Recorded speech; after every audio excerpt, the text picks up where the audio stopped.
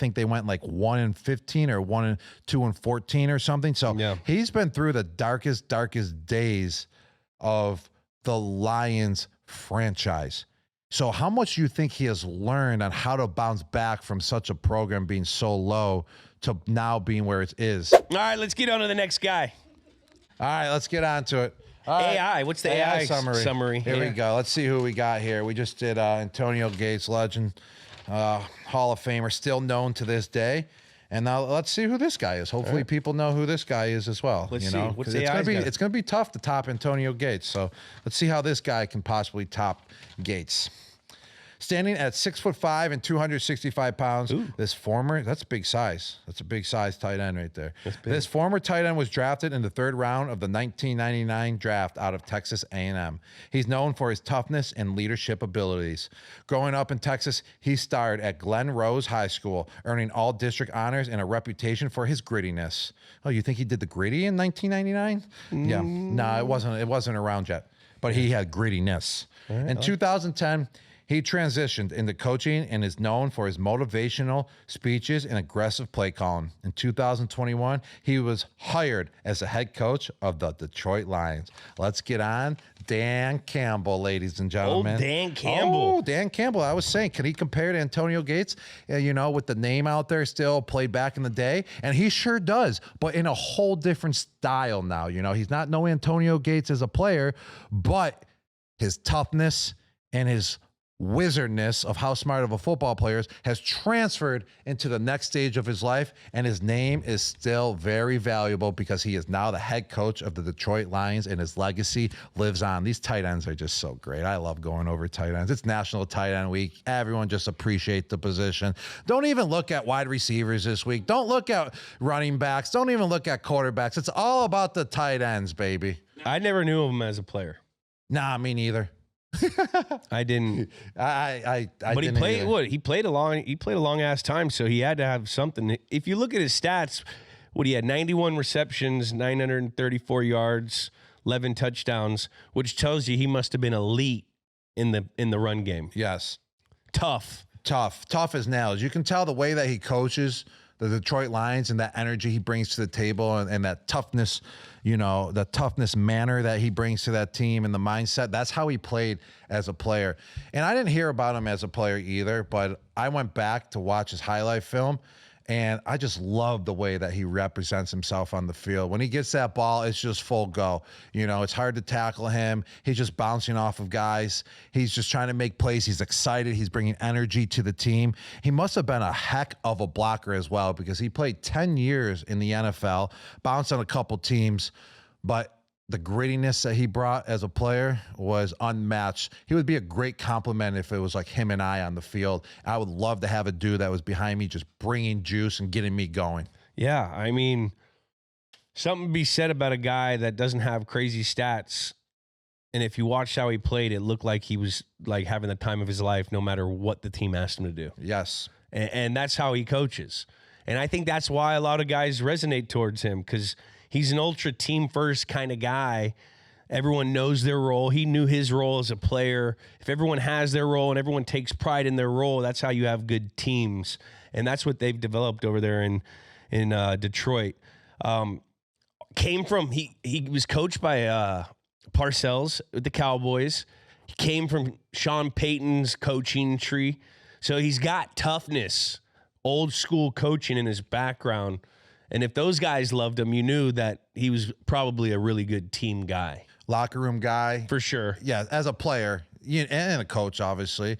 Locker room guy, grinder, great size, good blocker, tough in the run game. That's kind of like his scouting report as a player, just tough as nails. It's kind of like the mentality that he's bringing to Detroit as well as the head coach. And then the scouting report, I mean, he's kind of amped it up, actually. He had brought great energy as a player, but I think he even took it to a whole nother level as a coach. He's intense, authentic. That's what I really love about him, is that the stuff that he's doing it's not for show. It's because it's him. Yeah. And that's why it's working. And that's why he Authentic. got authenticity is everything, Jules, to a lot of things. And that's why Detroit is kind of where Detroit is now, because he's so authentic in his approach and how he wants to run the team and how he wants to coach the team. Very passionate, very aggressive. And it's not like he's being aggressive because people are telling him. It's because it's authentic once again, and he wants to be aggressive. And also, he's a Hard Knocks legend, man. He brought all that entertainment, not just in the meeting rooms, but he let everyone see it in public eyes on Hard Knocks. He definitely eats, breathes, sleeps football. You can tell that. And that's what you want to see from your fucking coach. You know, it's real. The team, it's been so fun to watch the Detroit Lions since he became the head coach. And it started out terribly. So, like, for people like Aaron Glenn and the Jets, if you can get that culture established, which, you know, the Jets are a long way from that, but I'm just saying, like, it takes time for things to happen. And thank God Detroit gave him the time, and the team fed off him through those first couple years. I think they started like 0-9 or something. He didn't win a game for a long time. 0-16. No. He was on the 0-16 team when he was playing as a player with the Detroit Lions. And then he became the head coach eventually a couple of years later. And then I think they went like 1-15 or 2-14 or something. So he's been through the darkest days of the Lions franchise. So how much do you think he has learned on how to bounce back from such a program being so low to now being where it is? I mean, he's probably learned so many tricks and traits to grind out of that hole to become, you know, a good franchise. I think being in those situations as a player definitely helped him. Player and coach. I think it's a little bit of everything. I think that, you know, him being with Sean Payton and learning real coaching, him being coached by, you know, Coach Parcells, and then him experiencing the loss, he's seen what good is and he's seen what real is.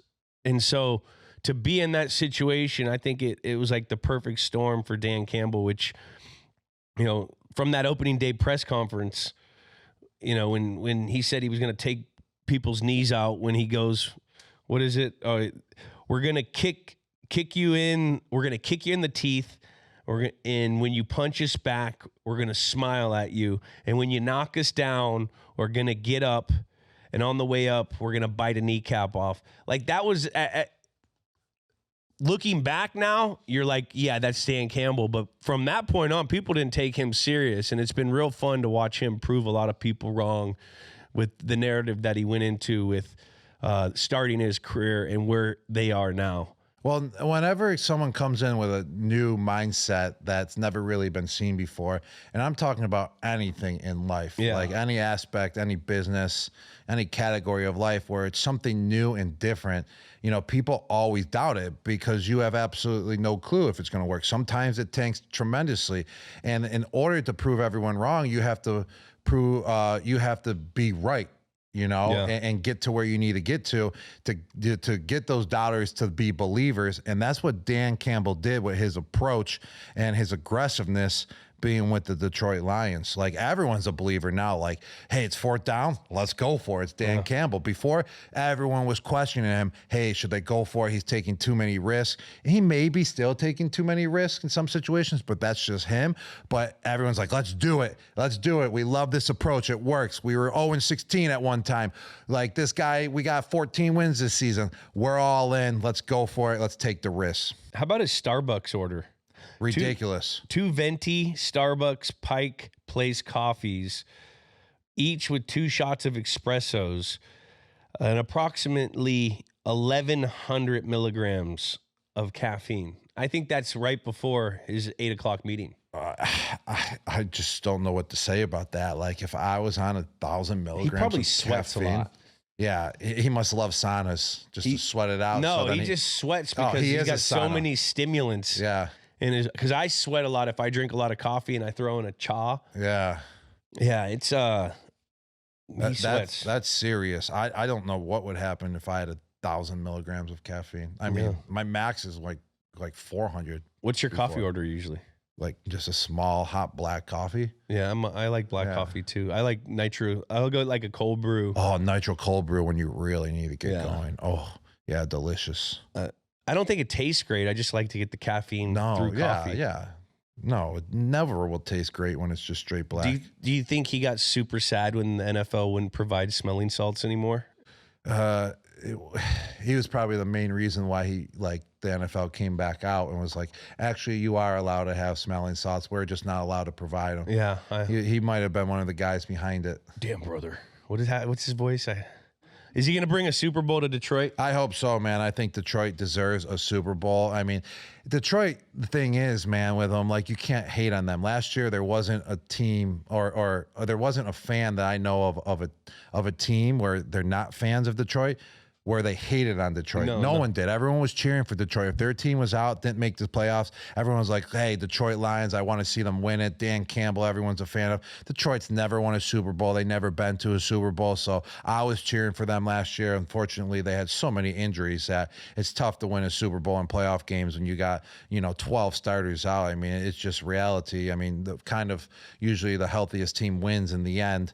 Healthiest and best team wins. So I think he possibly does bring a Super Bowl. I think he does. I want him to bring a Super Bowl to Detroit. That would be cool to see. That would be cool.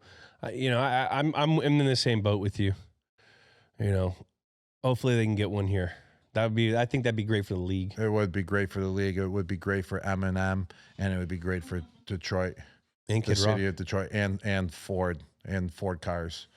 Yeah. Mrs. Ford. I got to meet Mrs. Ford was like really cool. A lot of Ford F-150s would be sold. We going F-150. Yeah. All right. What kind of dude is Dan Campbell? Time is up. Yes. What kind of dude is he? Oh man, he's not a stud.